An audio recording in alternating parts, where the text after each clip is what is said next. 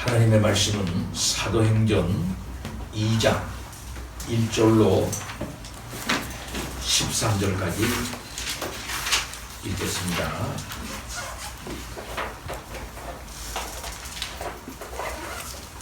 오순절 날이 이미 이르매 그들이 다 같이 한 곳에 모였더니 호련히 하늘로부터 급하고 강한 바람 같은 소리가 있어 그들이 앉은 온 집에 가득하며 마치 불의 혀처럼 갈라지는 것들이 그들에게 보여 각 사람 위에 하나씩 임하여 있더니 그들이 다 성령의 충만함을 받고 성령이 말하게 하심을 따라 다른 언어들로 말하기를 시작하니라.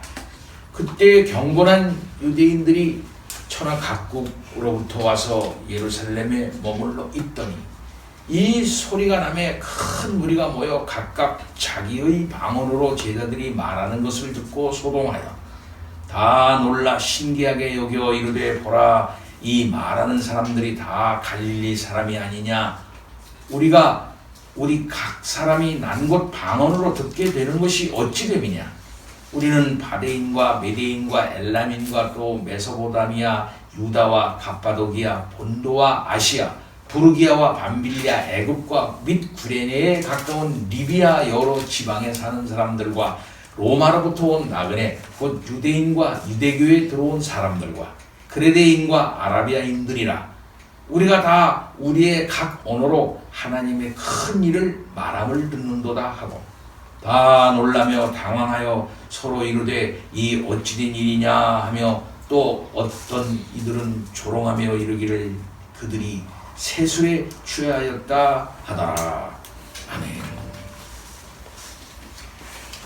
이렇게 오랜만에 성도들과 함께 대면해서 한자리에 모여 예배를 드리니 참으로 감격스럽습니다. 성도 한 사람 한 사람의 얼굴이 반갑고 참으로 즐거운 마음입니다. 성령님께서 여러분들 심령에 충만히 역사하시는 오늘 하루가 될 수 있기를 바랍니다. 오늘 말씀은 오순절 성령 강림이라는 제목입니다. 누가복음 마지막 부분에 보면은 예수님께서 성령이 오실 것이다 라고 예언하셨다고 하는 사실을 기록을 하고 있습니다. 승천하시기 전 주님이 성령이 오실 것이라 하고 말씀을 하셨는데 바로 성령이 오실 것이다. 부활 후에 승천 후에 주님께서 성령이 오실 것이라고 하신 것은 살아계실 때에 예언하셨던 것이 성취되는 것이다 라는 사실을 알 수 있습니다. 사도행전 2장은 성령이 오시는 과정을 우리들에게 자세히 보여주고 있습니다. 성령이 어떠한 모양으로 오시는지, 오시고 난 다음에 어떤 결과가 있는지, 거기에 대해서 사람들이 어떤 반응을 보였는지 여기에 대해서 자세히 누가는 기록하고 있습니다. 우리가 먼저 사도행전이 어떤 책인가 하는 사실을 생각해 볼 필요가 있습니다. 누가는 역사가입니다. 신학자들은 그를 구속사적 역사가다 이렇게 정리하고 있습니다. 누가복음은 그의 역사 기록의 1편이고 사도행전은 그의 역사 기록의 2편입니다. 그래서 사도행전과 누가복음은 같은 책으로 1편과 2편으로 보는 것이 성경 이해의 상식이다라고 말할 수가 있을 것입니다. 이 땅에 오셔서 지상생애를 사신 예수님이 하늘에 올라가셔서 천상생애를 시작을 하시는데 지상생애를 누가복음으로 천상생애를 사도행전으로 정리하고 있는 것이 누가다라고 말할 수 있습니다.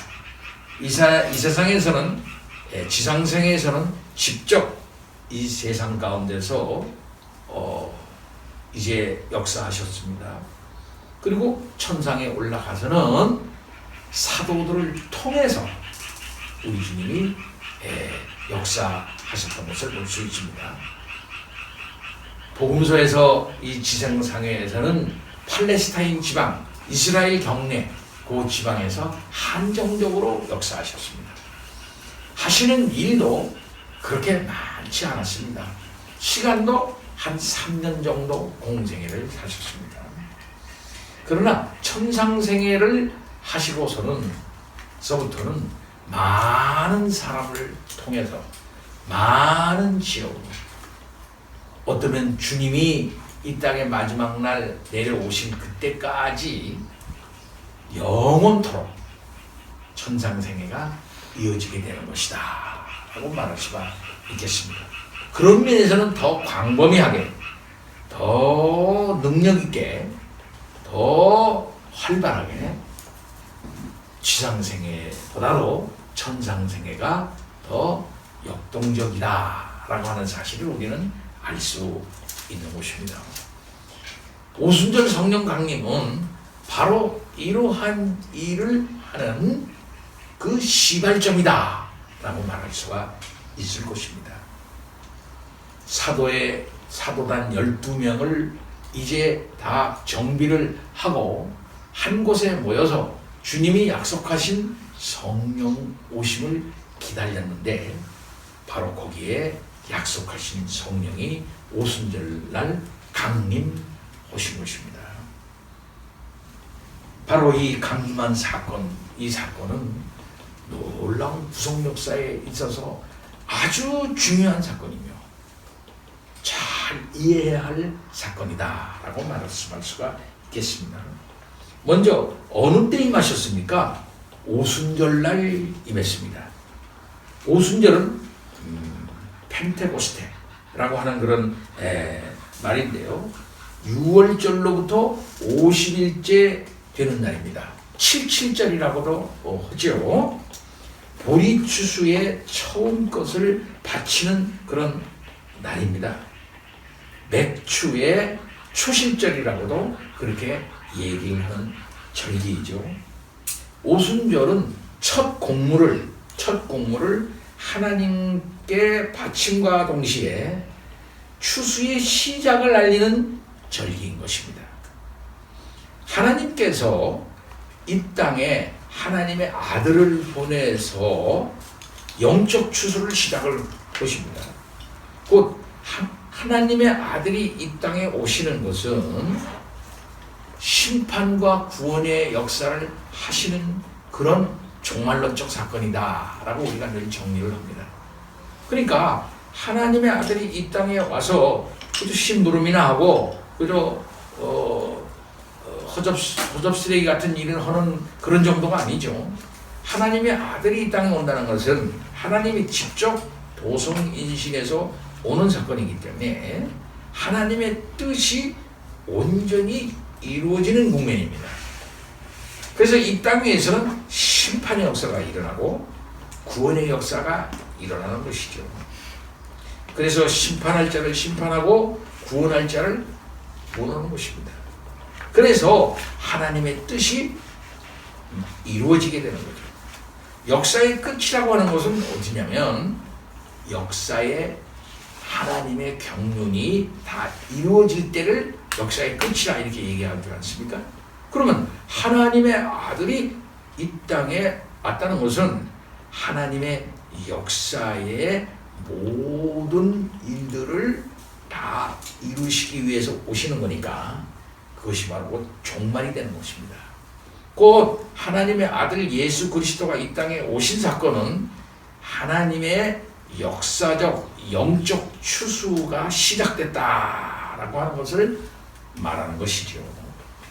이미 영적 추수가 초림 하나님의 아들 예수 그리스도를 통해서 이제 이루어지기 시작했던 것입니다. 그래서 제자를 모시고 70명을 모시고 120명을 모시고 500명을 모시고 3,000명을 모시는 것입니다.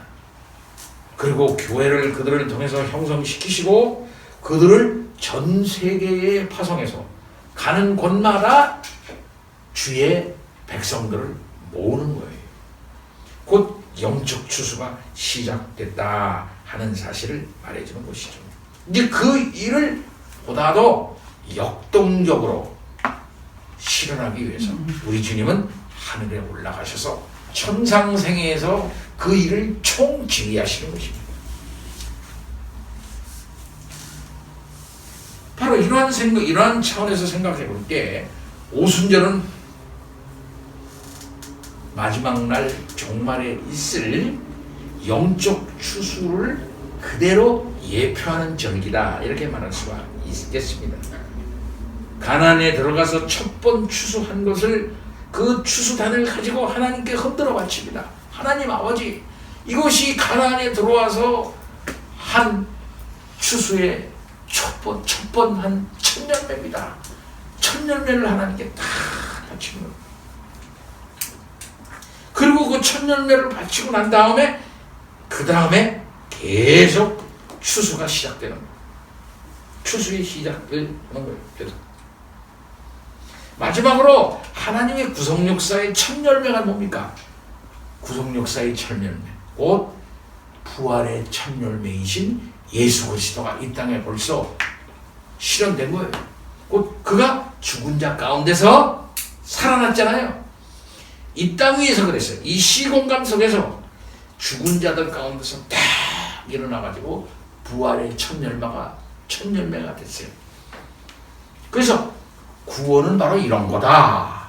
너희가 마지막 날 구원은 이렇게 받는다 라고 하는 사실을 예수 그리스도의 육체 부활, 죽은 자 가운데서 죽은 자와 함께 있다가 우리 주님이 일어난 거예요. 늘 말씀합니다마는 예수 그리스도의 부활이라고 하는 것은 자기 혼자만 달랑 부활하는 사건 아니에요.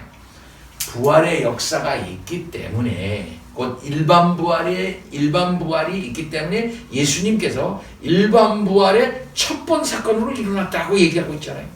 꼭 뭐냐면은 첫 열매로 일어난 거거든. 곧 첫 번 추수예요. 예수님이 첫 번 추수의 결과물이 예수다. 그렇다면 하나님의 마지막 날 이루시는 종말론적 구원의 영적 추수가 그리스도를 통해서 이미 이루어졌다 라고 하는 사실을 말해주는 거죠. 그렇기 때문에 긴박한 겁니다. 이야, 놀랍다. 종말이 이미 시작됐구나. 어떻든지 간에 우리는 저 예수 그리스도와 함께 돼야 되겠구나. 그리스도와 붙어야 되겠구나. 연합해야 되겠구나 하는 그 뭔가 알면 그런 긴박함이 있을 거 아니겠어요? 예. 바울 사도는 그렇기 때문에 이 복음이 긴박한 거예요.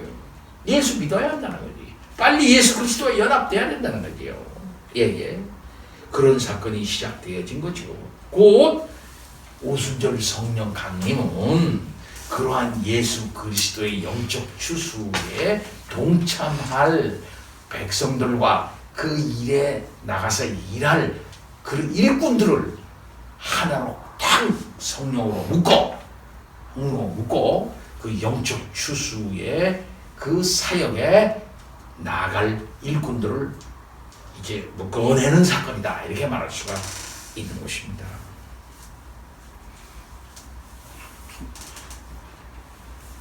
따라서 예루살렘 성전의 한 구석에서 이런 일이 일어났다라고 말할 수가 있는데, 예루살렘 성전에 성령이 임하는 것은 자연스러운 일이죠.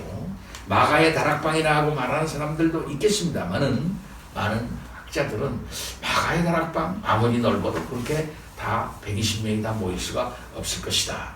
그리고 또 3대 사방 오순절에 모인 많은 사람들이 즉각 그 결과를 보고서 놀라운 반응을 보였는데, 그 많은 사람들이 다 마가의 다락방에 이렇게 다 이렇게 동참하기는 어려울 것이다. 이건 분명히 성전의 부속 시설의 한 방이나 그 성전의 한 구석일 것이다, 이렇게 생각을 하는 거죠. 그러니까 성령이 성전에 임하는 것, 그것이 굉장히 자연스러운 것이죠. 그리고 그때는 성전의 오순절이니까 성전을 순례하려고 하는 많은 사람들이 볼 수 있도록 그렇게 임하는 그런 모습은 또한 자연스럽다 이렇게 말할 수가 있을 것입니다. 다시 말씀합니다만은 성전을 틀어잡고 있었던 대제사장들과 사두개인들과 율법학자들이 모인 그들의 모임과 그들의 체제 속에 그 성령이 임한 게 아니고 그들이 죽인 예수 그리스도 또 그 예수 그리스도를 주로 믿는 사람들 그리스도의 부활과 승천을 목도한 주의 제자들이 옹성거리고 있는 어떤 성전의 한 구석에 임했다 이렇게 말할 수가 있다 이 말씀입니다. 그럼 언제 임했는가? 오순절에 임했다 얘기를 했고 승천하신 지 열흘 만에 이제 임했다 이렇게 말할 수가 있겠죠. 우리 주님이 승천하시고 난 다음에 열흘 만에 그러면 뭐냐? 성령 오신다고 하는 것은 구속 역사에 있어서 아주 중요한 일정이 이제 진행되는 겁니다. 곧 그리스도께서 이 땅에 오시고 고난 받으시고 죽으시고 부활하시고 40일 동안 땅에 계시다가 승천하시고 하는 이 사건이 한 번밖에 없는 사건이죠. 그 이후에 오순절에 성령이 강림하시는 이 사건은 굉장히 중요한 구속 역사에 한 번밖에 없는 중요한 사건이다. 곧 십자가의 사건과 부활 사건과 승천 사건과 같은 맥락의 중요한 사건이다라고 하는 사실을 먼저 우리가 알아야 되겠어 이 말씀입니다. 구속 역사적 사건이다 이 말이에요. 먼저 이걸 먼저 이해하는 게 아주 중요한 거예요. 근데 여기 두 가지 징표가 나타나면서 이렇습니다. 그 두 가지 징표가 나타나는데 이것은 구약적인 차원에서 이해해야 돼요. 그 구약적인 차원에서 이해하면은 뭐냐면 신현 현상을 강력하게 동반하면서 나타났다는 거죠. 구약에 하나님이 나타나실 때에 감각적으로 인간이 알 수 있도록 놀람을 동반하면서 나타나죠. 와, 하나님이 나타났다. 와, 저건 하나님일 수밖에 없다 할 정도로 인정될 수밖에 없는 차원으로 하나님이 나타난다는 말입니다. 첫째가 뭐냐면 여기 보니까 급하고 강한 바람 같은 소리. 바람이 막 분 거 아닙니다. 바람이 슉 분 거 아니에요. 급하고 강한 바람 같은 소리가 났다 이 말. 소리가 난 거는 그러면 막 바람이 분 건 아니에요. 소리가 나는데 그 소리는 급한 바람 같은 소리다. 바람이라는 거예요. 바람. 근데 이 바람이라는 말은 성령과 같은 어원이에요. 루아흐라는 말이에요. 루아흐. 또 큰 소리가 났다 그랬죠? 이 큰 소리는 뭐냐면은 하나님이 시내산에서 현현하실 때에 냈던 그 소리를 연상시킵니다. 두 번째는 뭐냐면 불의 혀처럼 갈라지는 것들 그랬어요. 불의 혀처럼 갈라지는 것. 이것도 처럼이야. 불이 나타난 거 아니라는 거 알아야 돼요. 불이 나타나서 아이고 뜨거라. 거기 사람이 일어나거나 뜨거워서 다 데워서 타 죽는 정도로 불 그 자체가 나타난 거 아니에요. 불의 혀처럼 갈라지는 것들입니다. 이걸 먼저 알아야 돼. 불 그 자체가 나타난 거 아니고 바람 그 자체가 뭔가 아니에요. 소리가 나타나요. 소리. 그 다음에는 갈라지는 거. 혀처럼 갈라지는데 그 갈라지는 거는 뭐냐면 불의 혀처럼 갈라졌다 이 말이에요. 예. 불이라 그랬어요. 근데 여기 불은 하나님의 임재를 상징합니다. 불기둥. 출애굽할 때 광야에서의 불기둥 상징. 또 그 다음에 모세가 보았던 불붙는 떨기나무 거기에 나타났죠. 세례요한은 예수 그리스도가 성령과 불로 세례를 베푸실 것이라고 하면서 성령과 불을 연관시켰어요. 그럼 그 성령의 불은 뭐냐? 불이라고 하는 것은 두 가지 의미를 갑니다. 하나는 뭐냐면 심판의 의미를 가져요. 또 하나는 정화의 의미를 갖습니다. 따라서 우리가 불세례를 받는다 그랬잖아요.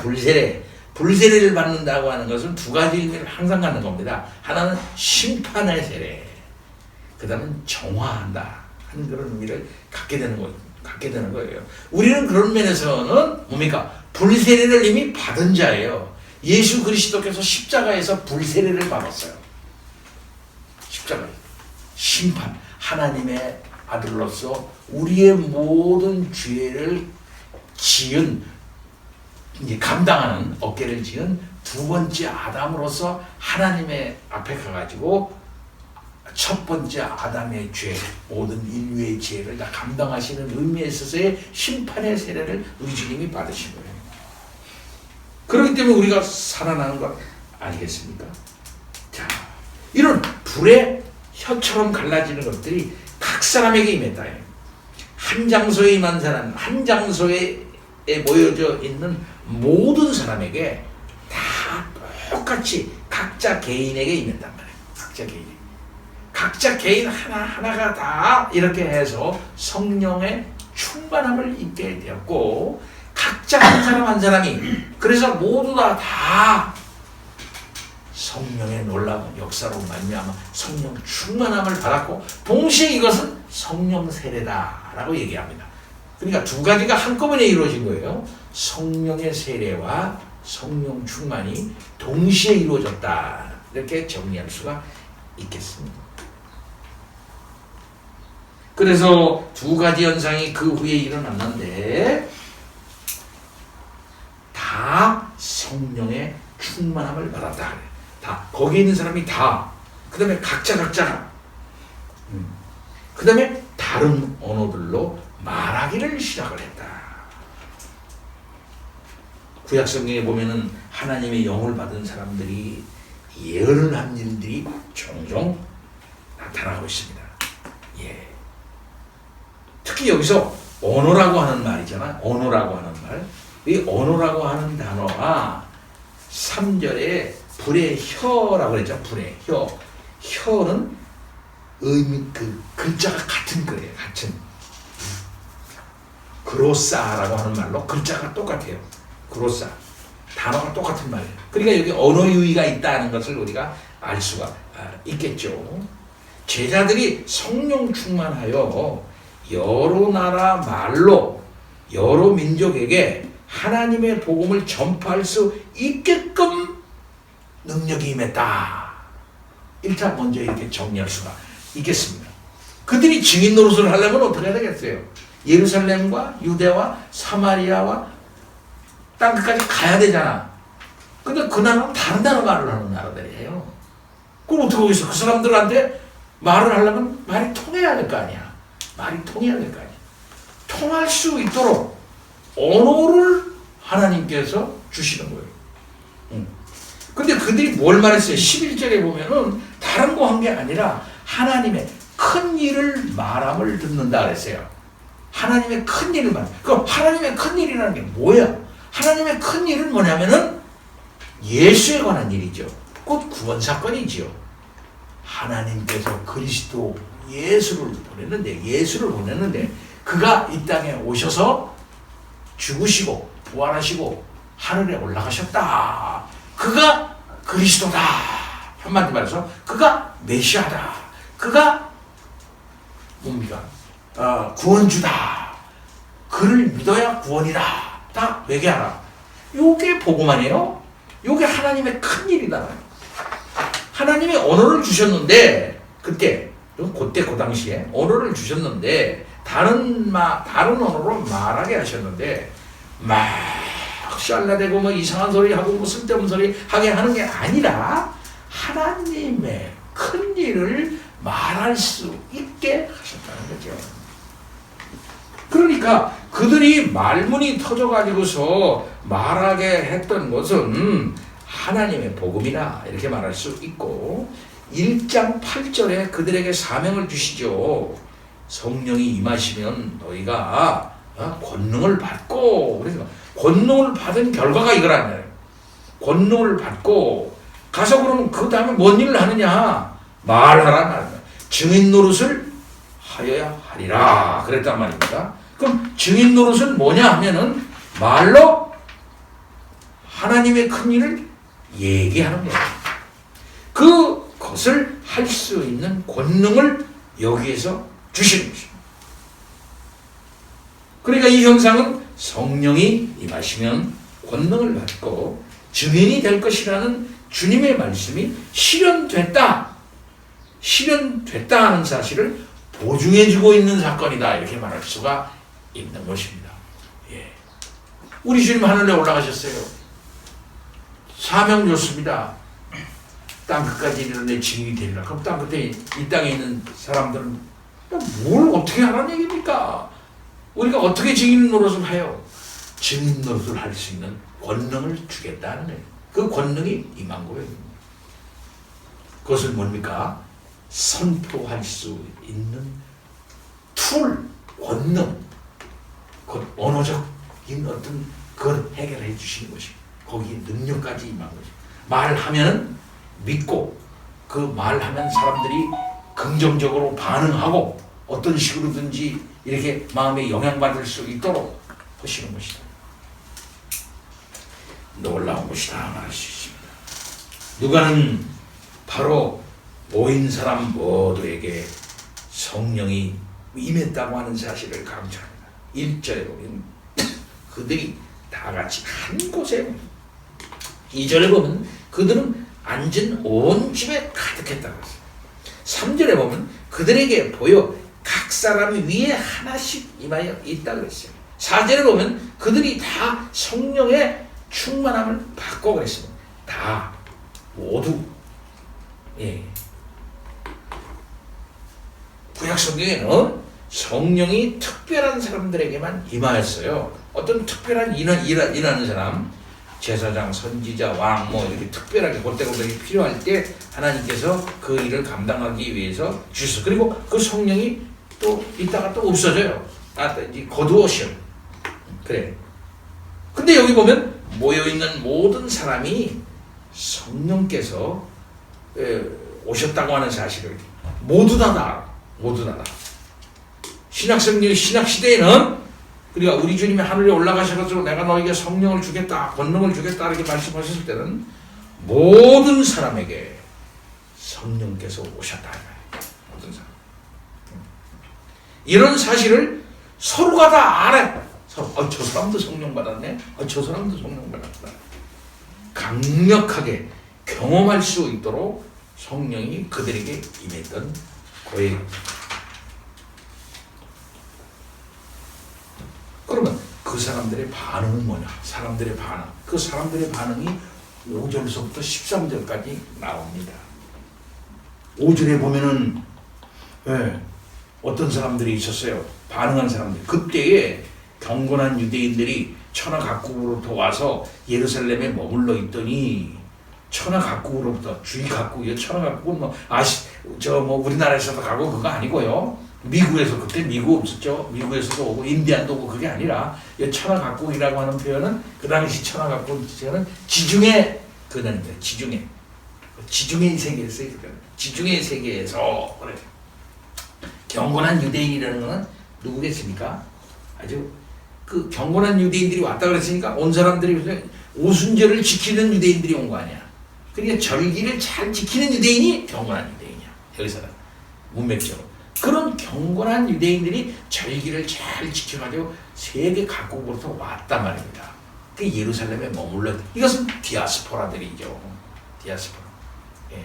근데 이 사람들은 디아스포라들 여러 나라에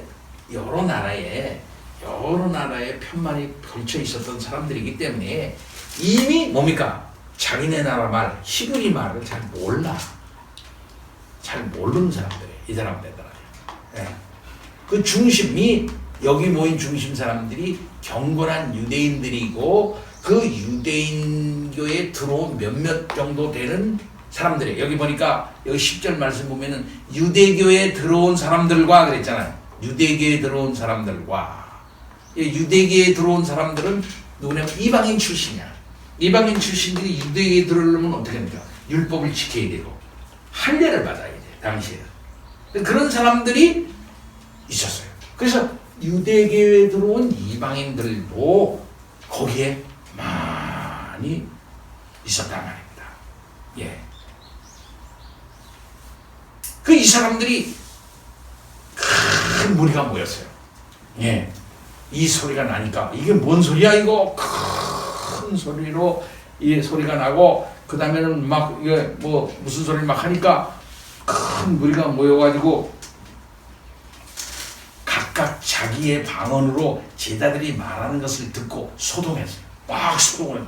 그리고 다 놀라 신기하게 여겼어요. 그리고 말했습니다. 아니 첫째로 그 사람도 판단하는 거야. 적인 사람들이 저 판단하는 거야. 뭐냐? 다 갈릴리 사람 아니야 저거?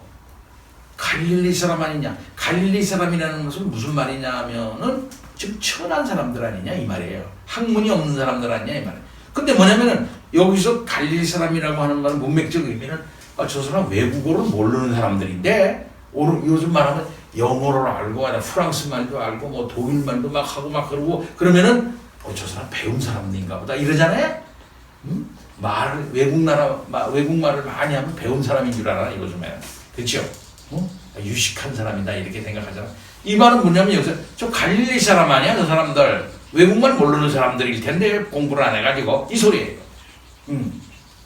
약간 낮게 보는 거죠. 그런데 그들이 듣는 것은 뭐냐면 말을 하는 우리들이 각 사람이 난곳 방언으로 듣게 되는 것이 어찌미냐.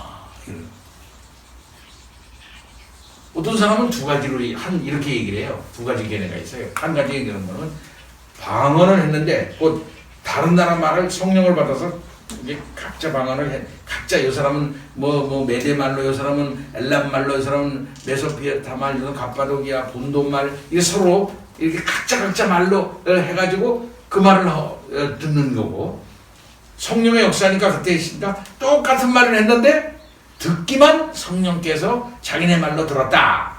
이렇게 하면 그건 아니라고 생각해요. 다른 나라 말을 실제로 했다 이거지. 성령의 역사로 말미암아 다른 나라 말을 하게 하심으로 거기에 온 여러 나라의 사람들이 자기네가 쓰는 말로 듣게 되는 거죠. 여기 보면은 메데인, 바데인, 메데인, 엘라민, 메소포타, 유다, 갑바도기아, 본도아, 아시아, 부르기아, 밤밀리아, 애국과 및 쿠레네 이게 뭐냐면 유대 지중해 지방을 이렇게 말하는 거예요. 지중해 지방으로 왼 동쪽으로 돌아가지고 이렇게 같이 돈. 그래서 결국 어디까지? 애국과 구레네, 리비아 어디가? 북아프리카예요. 북아프리카. 요즘에 리비아 있잖아요. 리비아, 그 북아프리카 그 지방에 사는 사람. 그 다음에 로마에서도 왔어. 로마로부터 온 나그네 곧 유대인과 로마로부터 온 유대인이야. 그 다음에 아라비아인들까지 있어. 그레테인들도 있고. 자, 그러니까 우리가 각 나라의 언어로 하나님의 큰 일을 말함을 듣는도다 하면서 다 놀라며 당황하는 거야. 그러면서 하는 말이 이게 어찌된 일이냐? 어찌된 일이냐? 일단 놀래. 예. 근데 어떤 사람은 조롱을 하는 거야. 조롱. 그들이 세술에 취하여. 이 세술에 취하는 것은 뭐냐면 강한 술을 말하는 거야. 세술이니까 이건 강한 술이야. 묵은 술이 아니라 강한 술에 취했다. 예. 하면서 술 취한 줄 아는 거야. 그러니까 이해를 못하는 거죠. 성령의 역사를 어떻게 이해를 하겠어? 성령의 역사가 일어나면 저쪽 사람들이 그게 뭔지 몰라. 그 다음에는 자기네들끼리 자기네들의 상식으로 판단을 해버려요. 뭔지 모르니까. 그러니까 자기네가 가지고 있는 지식과 자기네들이 가지고 있는 이게 뭐 라직, 자기네들이 가지고 있는 것으로 판단을 한다는 거예요. 그러니까 이 복음이라고 하는 것은 첫째 능력이라고 그랬죠. 구원하는 능력이라고 그랬죠. 그러니까 구원하는 능력이 나타나면 사람들 벌써 놀래. 이거 뭐야? 하고 놀래고 또 그다음에 그게 뭔지 모르고 자기네 식으로 판단을 해버려요. 그러니까 바리새인들이나 또 사두개인들이나 율법학자들이나 당시에 1세기 유대인들은 우리 주 예수 그리스도께서 능력을 행하실 때 이게 뭐야? 하고 놀래는 거야. 이게 뭐야? 물로 포도주를 만든다는데 많은 사람은 이게 뭐야? 하고 놀라는 거죠. 그러나 그가 진정 하나님으로부터 오신 메시아 구세주라고 하는 사실을 거기서 확인하고 믿는 데까지는 이르지 못해요. 스스로요. 하나님이 알게 하시고 믿게 하셔야만 알게 되는 겁니다. 우리 주님이 부활하셨어요. 부활하신 사실을 보고 이게 뭐야? 그게 뭔지 모르는 거야. 구약 성경과 맞춰보지 못하면 뭔지 몰라. 사실을 그대로 하나님이 원하시는 사실 그대로 믿지 못하는 게 인간이에요. 보고도 몰라. 들어도 몰라. 여기 뭐가 필요합니까? 성령의 말씀으로 그 선지자가 말해주든지 예수님이 직접 봐라 내 몸을 봐. 내 몸을 봐. 내가 진짜 육체 부활했어. 하고 실제로 우리 주님이 와서 얘기해 주시고 그 부활의 사실이 구약성경과 어떻게 연결되는지를 딱 맞춰주심으로써만 그들이 그때 가서 이해하는 거야. 그리고 또 오늘같이 성령이 그들에게 충만히 오심으로 말미암아 그들이 영적 지각이 새로워져서 구약성경과 예수 그리스도의 이 땅의 지상생애와 이게 매칭을 시키는 거예요. 이래서 예수님이 이렇게 말씀하셨구나. 이래서 예수님이 이렇게 이런 일을 하셨구나 하고 딱 매칭을 딱 시켜요. 구약성경. 그래서 구약성경이 예수 그리스도 안에서 온전히 성취되었다는 사실을 깨닫게 되면서 진정 예수님이 이런 분이었구나 하는 사실을 그때 가서야 알게 되는데 바로 이것은 성령의 놀라운 역사로 그렇게 되는 거예요. 저 사람 왜 안 믿어? 믿으면 좋겠는데 스스로 못 믿어. 성령께서 역사하시면 믿게 되는 거예요. 가르쳐 주셔야만 믿는 거죠. 이런 놀라운 일이 생겼음에도 불구하고 이게 구속역사적으로 무슨 의미가 있는지를 몰라요. 몰라. 이때 베드로가 나섰는데 베드로의 오순절 설교가 이때 가해지는 겁니다. 오순절 설교를 잘 우리가 생각을 해보면 베드로가 성령 받아서 충만해가지고서 이렇게 영적 지각이 충만한 게 이게 이런 거구나 하는 사실을 알 수가 있어요. 그래서 베드로 설교 안에 신약과 구약이 완전히 일치가 돼요. 그래서 구약의 성취가 바로 이 오순절 성령 강림 후에 이렇게 나타나는구나 하는 사실을 알 수가 있고 이것이 어떻게 이렇게 알게 되는가 어떻게 인식해야 하는가 하는 그것이 베드로의 설교 안에 그대로 나와. 그래서 구약 성경과 신약 성경이 한 책이다 라고 하는 사실이 베드로 설교로 가서 딱 묶어주는 거예요. 그래서 베드로 설교는 이런 면에서 구약과 신약을 연결해주는 교량 역할을 딱 하는 거예요. 그리고 그것은 이 세상을 향한 초대교회의 그 사도의 증인 노릇을 하는 첫 번째 증인 역사라고 하는 사실을 알 수가 있죠. 이제 그 다음 그럼 여기서 우리가 좀 지났지만 한 가지 적용할 거.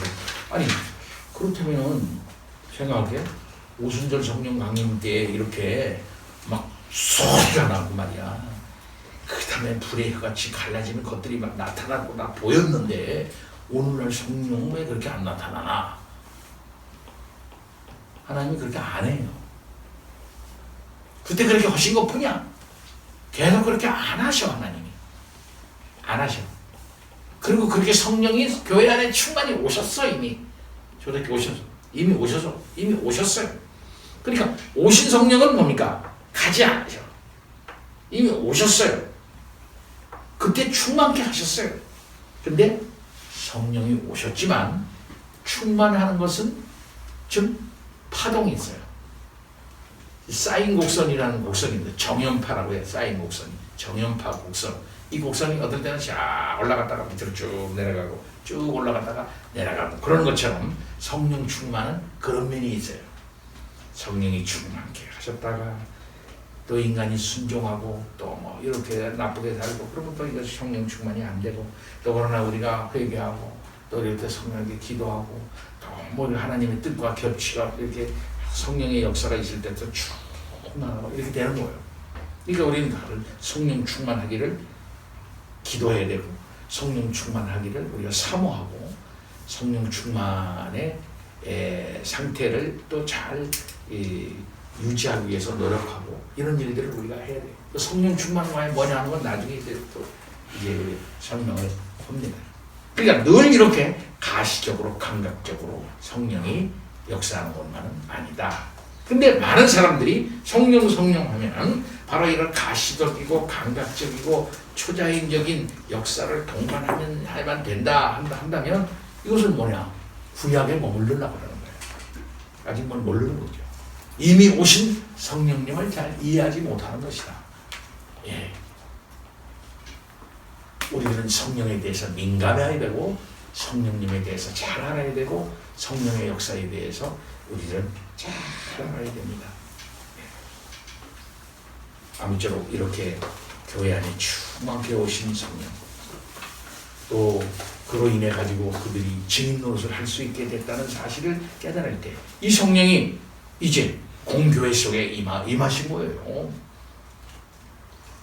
이 성령님의 역사를 모두 잘 이해하고 성령 충만한 가운데 증인 노릇을 잘 감당할 수 있는 우리들이 다 되어야 되겠습니다. 다 같이 기도합니다. 하나님 아버지 참 감사합니다. 성령께서 우리 각 사람에게 왔고 교회에 임하였습니다. 교회는 성전이며 이로써 우리 각 사람은 성령이 임한 전이 없나이다. 하나님의 역사, 증인 노릇, 이 세상 가운데서의 성도로서의 정체성을 잘 지켜갈 수 있도록 아버지 인도해 주옵시기를 원합니다. 성령의 임함으로 말미암아 우리는 더욱 거룩한 자가 되었습니다.